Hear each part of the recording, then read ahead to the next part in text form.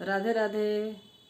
आप सभी को प्रणाम, नमस्कार। आज मैं आप सबको छठ पूजा के गीत सुनाने जा रही हूँ और छठ गीत अच्छा लगे आप लोगों को तो प्लीज़ सब्सक्राइब करिएगा, लाइक कमेंट करिएगा, अच्छा लगेगा तो। आइए आप लोग को सुनाती हूँ छठ गीत।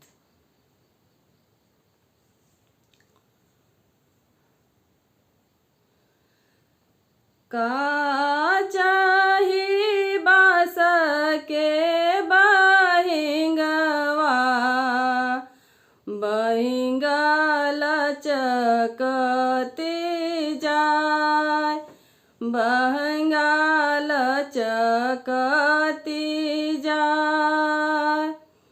बनहु ससुर जी कहारिया, कांवरी घाटे पहुँचाय, कांवरी घाटे पहुँचाय।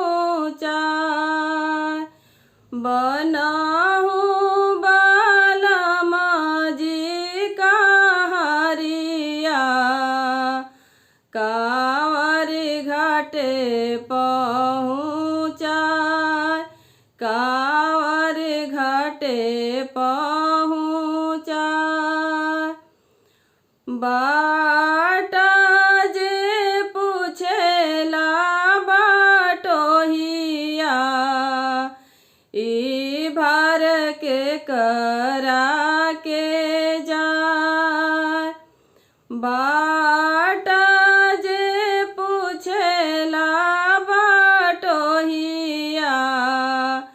ई भर के करा के जाय, ई भर के करा के जाय। आखी तोरो फूटो ये बाटोहिया,